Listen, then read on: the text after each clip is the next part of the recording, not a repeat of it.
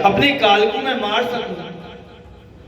भगवान को मारने के लिए उसने और राक्षसों को भेजो है, शंखचूर्ण को भेजो, मायापुर को भेजो है, मायासुर को भेजो, अरिष्टासुर को भेजो है, तीनों को अलग अलग भेजो है। तीनों को मेरे गोविंद ने क्रम से उसका उद्धार कर दिया है। अब जैसे ही नारद जी महाराज के मन में एक विचार आयो है कि अरे एक भावना जगी कि मेरे प्रभु तो अभी इस समय लीला करने में व्यस्त हैं, मेरे प्रभु तो लीला कर रहे हैं। तो नारद जी के नेत्र जो है आज सजल हो गए। उन्होंने सोचा कि कोई ऐसा नाटक करो जाए कि जाते कि मेरे गोविंद कंस को उद्धार कर सके, ये नहीं क्या कंस को मार सके, क्या सोचा है कंस का उद्धार कर सके।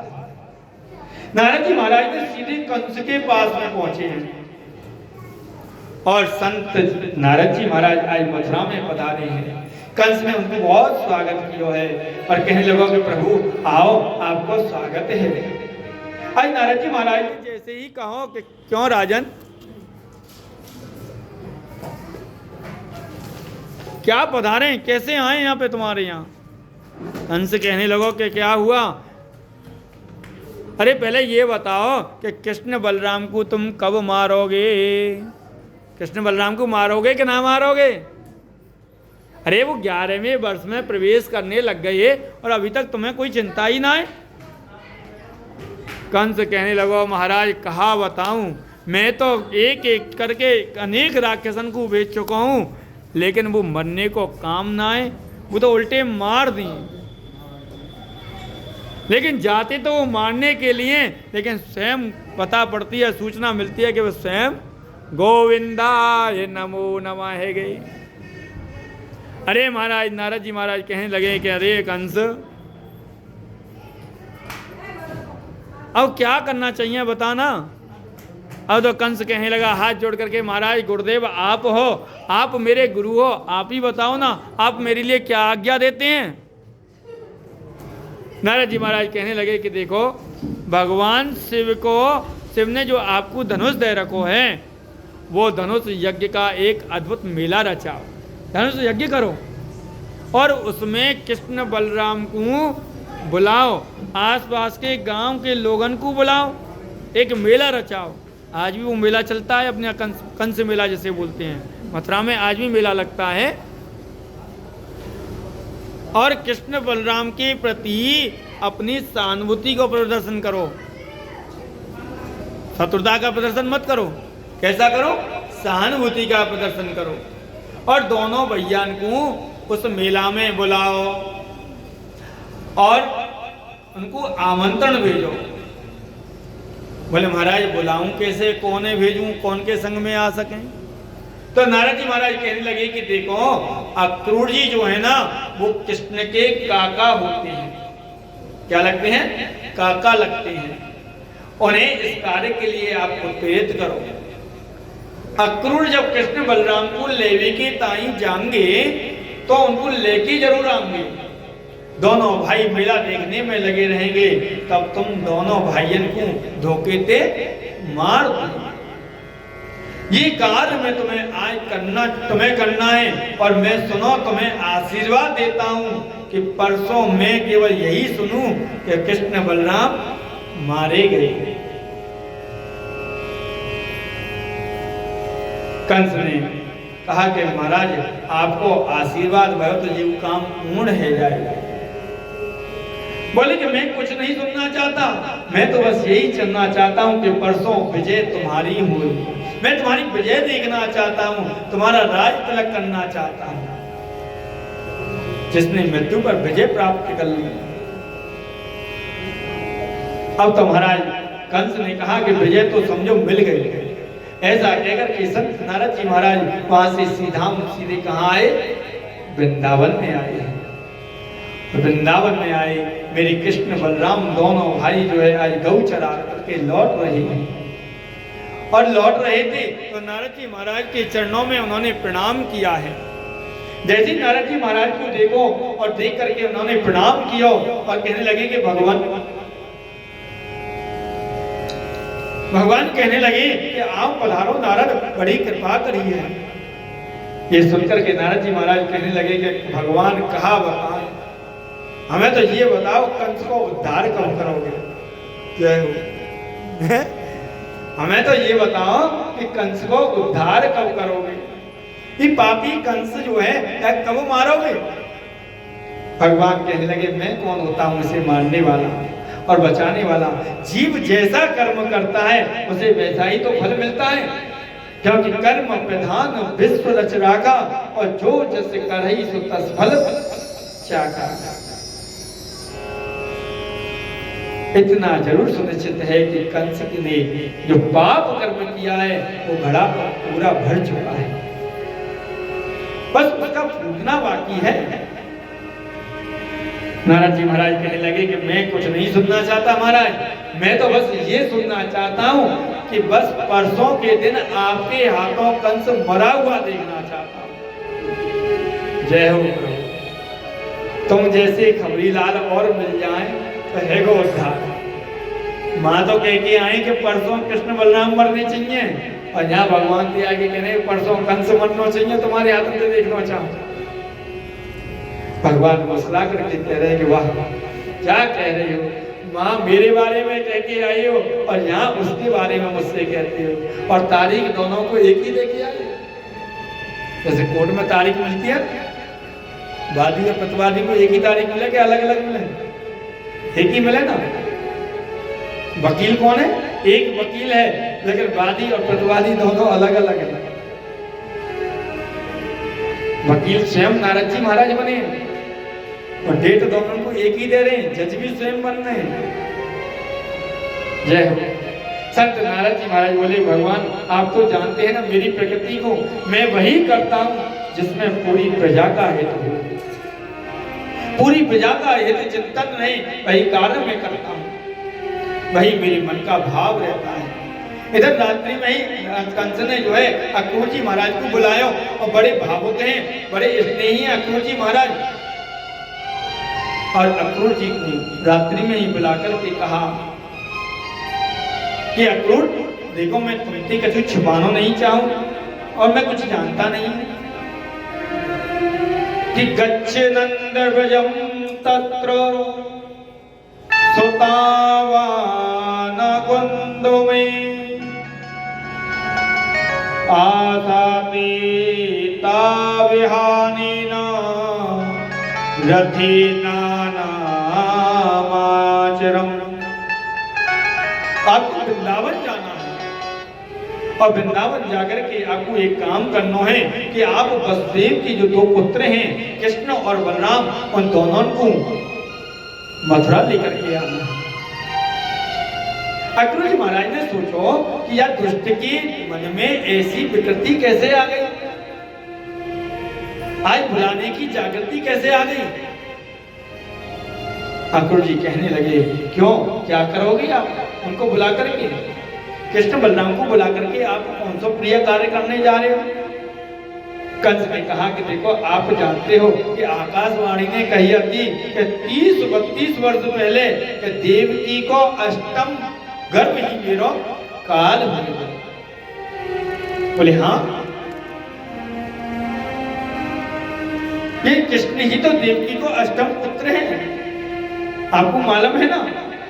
कृष्ण बलराम दोनों भाई आएंगे, मथुरा की शोभा को देखेंगे, और मैं पीछे थी धोखे थी उन्हें मार दूंगा। इस बात को सुनकर के अक्रूर जी महाराज के नेत्र जो है आज सजल हो,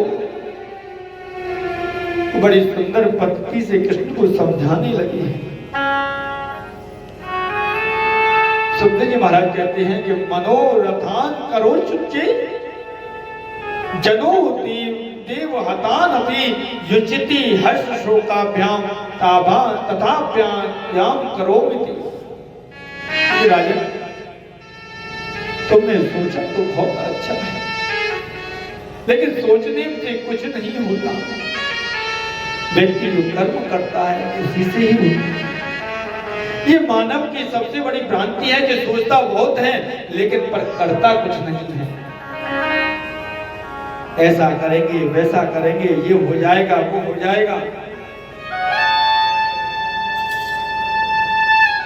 लेकिन होता वही है जो मेरे गोविंद चाहते हैं, होता वही है जो गोविंद चाहते हैं। करते हो तुम कन्हैया मेरा नाम हो रहा है, आपकी कृपा से सब काम हो रहा है। मेरे गोविंद की इच्छा से जो कुछ होता है वो गोविंद की इच्छा से होता है। लेकिन हम और आप क्या समझते हैं, अच्छा हो जाए तो मैंने कियो और ने को बुरो है वो तो हे भगवान जी का कर दियो, तो बुरो है वो तो भगवान ने करो और अच्छो करो तो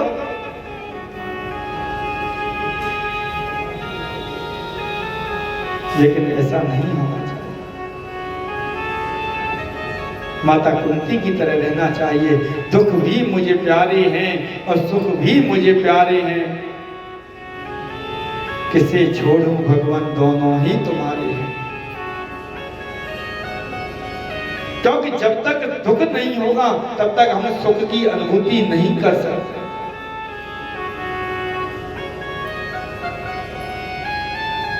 और सुख की अनुभूति अगर हमें मिलती रहे तो दुख हमें बहुत कठिन पड़ जाता है। इसलिए पहले सुख को ग्रहण करो, उसके बाद दुख प्राप्त करेंगे तो क्या होगा, जीवन कठिन बन जाएगा। और जहां दुख पहले ग्रहण कर लें और सुख को पीछे ग्रहण करें, बाद में ग्रहण करें तो जीवन सरल हो जाता है। कहते हैं कि महाराज मैंने बचपन में बहुत पापड़ बेले हैं, बहुत मेहनत करी है, जब जाके यहाँ पे आया हूं, लेकिन आज उस दुख की अनुभूति से आज सुख को भोग तो रहे हैं। लेकिन यही सुख अगर पहले मिल जाता तो इस समय अगर हम इसको दुख को भोगते तो क्या होता, मृत्यु तुल्य कष्ट हो जाता, मरते नहीं सबका तो हो जाता। इसलिए जब भी कोई कार्य करो तो मेरे गोविंद का आश्रय लेकर के अगर हम करेंगे तो वह कार्य जो है सरल हो जाएगा। तो आज अक्रूर जी महाराज मेरे गोविंद के आश्रय को लेकर के आज अक्रूर जी महाराज चल दिए, रथ लेकर के चल दिए और प्रातः काल जैसे ही रथ का मुंह वृंदावन की ओर कर दिया है और अक्रूर जी जिस रथ पर बैठे हुए हैं, बैठ करके जा रहे हैं, उसमें वृंदावन या नंदगांव पहुंचने में ज्यादा समय नहीं लगता। वृंदावन से मथुरा की दूरी कितनी है, मात्र 11 किलोमीटर की है, 11 या 12 किलोमीटर है। अब बताइए 12 किलोमीटर चलने के लिए व्यक्ति अगर पैदल भी चले तो कितनी देर लगाएगा। 21 किलोमीटर परिक्रमा को हम 4 घंटे में ले जाते हैं, तो वृंदावन जाने में कितना टाइम लगेगा, 2 घंटे। लेकिन आज अक्रूर जी को सुबह के निकले लेकिन आज सांझ हो गई। आज अक्रूर जी महाराज की समाधि लग गई, मन में बड़े सुंदर विचार होने लगे। अक्रूर जी मन में विचार करते हैं कि ऐसा कौन सा सुंदर कार्य मैंने किया, ऐसा मैंने कौन सा सत्कर्म किया कि मैंने आज ऐसा कौन सा पुण्य किया है जिससे कि मुझे आज केशव के दर्शन हो जाए। मेरे लिए सबसे बड़ी दुर्लभ बात बस यही है कि मुझे कृष्ण के दर्शन हो जाए, जिनके दर्शन के लिए देवता लोग भी तरसते हैं, बड़े बड़े विद्वान लोग तरसते हैं, बड़े बड़े महात्मा तरसते हैं, बड़े बड़े संत तरसते हैं, आज उनके दर्शन मुझे हो जाए। आज वो मुझे काका कह के बुलाएंगे, बाबा कहेगा तो कोई मुझे काका कहेगा, पता नहीं क्या बोलेगा। ऐसा सोचते सोचते आज अक्रूर जी महाराज की समाधि रथ में ही लगी। लेकिन परिणाम ये हुआ कि घोड़ा चलना भूल गया। कहीं जलाशय है तो पानी पीने में तन्मय हो गई, तो कहीं घास है, हरी हरी घास को देख करके घास चलने में लग गए। परिणाम हुआ कि 15 से 20 मिनट जो है बदले में 10 घंटे लग गए हैं आज अक्रूर जी महाराज को वृंदावन पहुंचने में। तो जैसे ही वृंदावन की सीमा आरंभ हुई, वहीं से अक्रूर जी रथ के नीचे कूद पड़े हैं और मेरे बाल कृष्ण प्रभु जो है आज गौ चरा करके लौट रहे थे। जैसे ही श्री कृष्ण को देखो तो मन में बड़े प्रसन्न हुए और काका जी आए हैं, काका जी आए हैं, काका जी आए हैं कहते हुए आज अक्रूर जी महाराज के पास में दौड़ पड़े और चरणों की ओर प्रणाम करने के लिए कन्हैया ने स्वयं प्रणाम किया है और बोले कि आप तो हमारे पूज्य हैं काका जी, आप हमें प्रणाम क्यों कर रहे हैं? हम आपको प्रणाम कर रहे हैं। अक्रूर जी के नेत्र में सजल हो कहने लगे कन्हैया यही तो तुम्हारा नाटक है। हे लाला तुम्हारा ये नाटक बड़ा विचित्र है, लेकिन मैं यहाँ क्यों आया हूँ ये बताना मैं तुम्हें कोई जरूरी नहीं समझूं, आप तो सब जानो। कन्हैया कहने लगे कि काका कंस ने हमें मारने के लिए मथुरा बुलाए हुए था। काका जी आप मेरी ब्रजवासी थी या बातें मत बताइए, मेरी सकांति मत कियो कि कंस ने हमें मारने के लिए मथुरा बुलाए हुए हैं। ये लोग रो रो करके मर जाएंगे, इनके जीवन का सर्वस्व केवल मैं ही हूं। काका इन ब्रजवासी को मत बताइए। श्री कृष्ण बलराम अक्रूर जी को लेकर के महल में पधारे हैं। नंद बाबा ने उनको बहुत स्वागत किया है। जैसे वृंदावन में समाचार फैल गया को कोई परदेसी आयो है, रात्रि में नंद जी ने जैसे ही पूछो कि हे अक्रूर कैसे आना भयो, अक्रूर जी महाराज ने कहा कि मैं कृष्ण बलराम को लेने के लिए आया हूं। कंस के यहाँ पे बहुत बड़ा यज्ञ को मेला लगा हुआ है। मैया यशोदा भोजन करने बैठी ही थी, उसने जैसे ही सुना कि अक्रूर सुबह कृष्ण बलराम को लेने के लिए आया है, लेकर के जाएगा, मैया यशोदा के हाथ का जो ग्रास था वो छूट गया। रोती हुई मैया मेरे प्राणों कहने लगी कि मेरे प्राणों की अगर आवश्यकता है तो अक्रूर मेरे प्राणों को ले ले, पर मैं लेकिन कृष्ण बलराम को अपने नेत्रों से अलग नहीं कर सकता। कन्हैया को मैं अपने आंखों से दूर नहीं कर सकती। कृष्ण बलराम दोनों मचल गए हैं। तो भैया तू हमें कहूं जानना कि तेने कहूं हमको गोकुल थे वृंदावन थे दूर नहीं जाने दिए। आई भैया से कह रहे कि भैया हम तो जानने ही आते। नंद बाबा ने भी कहा कब तक बच्चों को छुपा करके रखोगी यशोदा, कभी तो इन्हें जाना ही होगा। अरे यशोदा तुम ज्यादा चिंता मत करो, कृष्ण के मित्रों के साथ मैं स्वयं जाऊंगा। रथ में बैठ कर के कन्हैया आएंगे और हम दो एक दिन तक इन्हें मथुरा घुमा करके वापस ले आएंगे। मैया यशोदा की नींद उड़ गई है। हजारों गोपियां कृष्ण के महल के द्वार पर खड़ी हैं। कृष्ण आप एक मित्र और बाबा तो बैलगाड़ी में पहले ही प्रस्थान कर गए। मैया को आवाज लगाई है।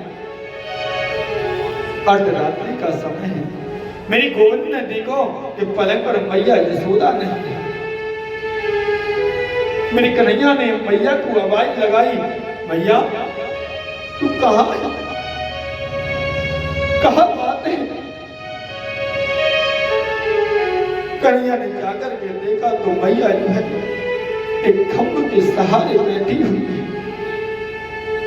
खंभ से सर लगाई बैठी है।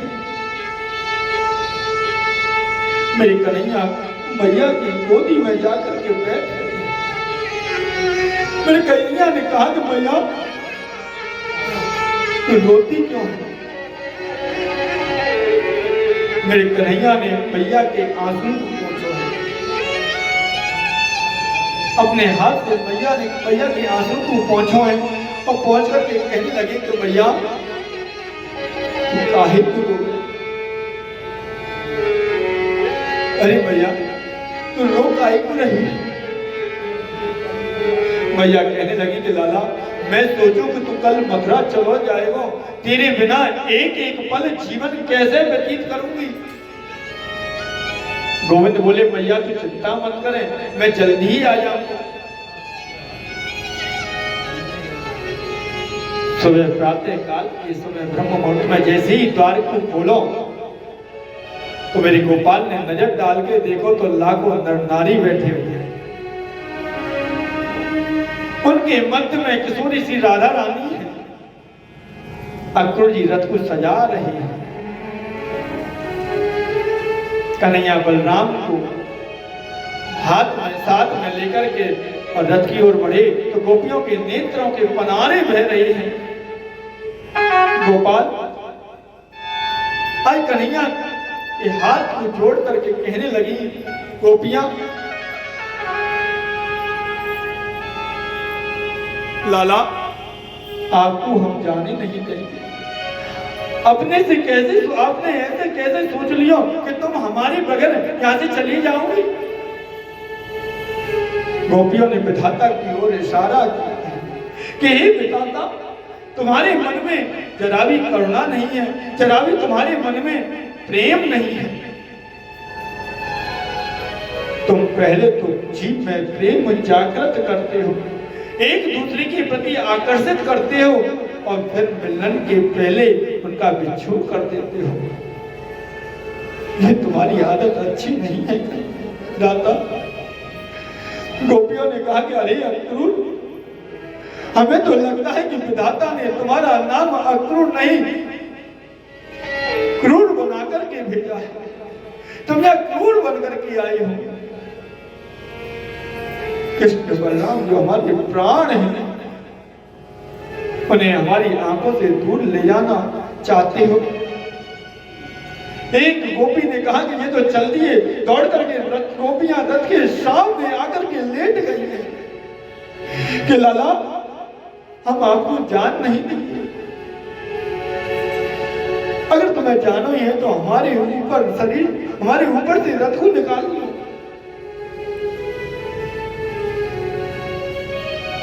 मेरे कन्हैया रथ से कूद पड़े और गोपियों को प्रणाम करके कहने लगे कि देवियों, मैं देवताओं के समान लंबी उम्र पाकर के भी आपके ऋण को नहीं चुका सकता। किशोरी जी आप तो सब जानती हैं, यदि मैं मथुरा में नहीं जाता तो मेरे आगे की लीलाएं संपन्न नहीं हो पाएंगी। कृपया मुझे जाने की अनुमति प्रदान करो। जैसे ही गोपाल प्रणाम करके रथ में विराजमान होकर के चले तो मां यशोदा महलन से दौड़ करके आई। अरे नेक रथ को रोको तो सही, मैया दौड़ती गिरती आ रही है और कृष्ण बलराम दोनों रथ से कूद पड़े हैं और मैया को अंक में भर दिया। कहा कि मैया में प्रेम आंसुओं से कलाला के सिर को भिगो दिया। उसने रोते हुए कहा कि बेटा मोको आज पता चलो है कि तुम मेरा पुत्र नहीं है, तू तो देवकी का पुत्र है, तू वसुदेव नंदन है। मेरा तो पे कोई अधिकार नहीं है। तुम्हें रोकने का आग्रह करूं लेकिन एक ग्वालिन गोपी तुमसे निवेदन करना चाहती है। कन्हैया बोले कहो भैया क्या बात है। भैया कहने लगी कि मैं कितनी निष्ठुर हूं लाला, तो को मैंने कहो प्यार नहीं दियो है। एक मिट्टी की मटकी फोड़ने के दाई मैंने तो को उखलते बांध दियो, तो को छड़ी लेके मैं डोली तेरा कान पकड़ करके एक छोटे से माखन के टुकड़ा के काये तेरे कान पकड़ करके मैं तो को डांट रही थी। नेक मिट्टी खाने पे मैंने तो को कितना डांटो लाला। तू जब मथुरा में या कहीं भी सोचेगो कि कैसा है मेरी यशोदा मैया, कैसी है मेरी यशोदा मैया, नेक बात में मुंह को मारती आती, नेक मिट्टी की मटकी की ऐसी औकात नहीं थी मेरी। एक मटकी की बंजरी मुझे बांध करके जब बात को तो कहूं याद मत करिए। कृष्ण बलराम दोनों मैया यशोदा के चरणों में गिर पड़े हिचकारियों से रो रही है आज कन्हैया, और कहने लगे कि दुनिया की सारी चीजें भूल सकता हूं भैया, परंतु तुम्हारे प्रेम के स्नेह के बंधन को नहीं भूल सकूं। आज कन्हैया जो है मथुरा को छोड़ करके चल दिए हैं। छोड़ वृंदा विपिन कुंज यमुना पुलिन श्याम मधुबन चले, श्याम मथुरा चले। माँ यशोदा पिता नंद व्याकुल भई, ग्वाल रोए हमारे कन्हैया चले। छोड़ सबसे लगन प्राण तन मन हरण, श्याम मथुरा चले, श्याम मधुबन चले। हाय मोहन बिना चैन कैसे पड़े, कौन नवनीत माखन की चोरी करे। गैया करती रुदन प्राण तन मन हरण, श्याम मधुबन चले, श्याम मधुबन चले। छोड़ वृंदा विपिन कुंज यमुना पुलिन, श्याम मधुबन चले, श्याम मधुबन चले। आज मथुरा के लिए चल पड़े हैं, और जब तक रथ की ध्वजा चमकती रही, रथ से उड़ने वाली धूल चमकती रही, तब तक गोपियां टटकरी लगा करके रथ को देखती रही हैं। शायद लाला को हमारी याद आ जाए, शायद कन्हैया को हमारी याद आ जाए।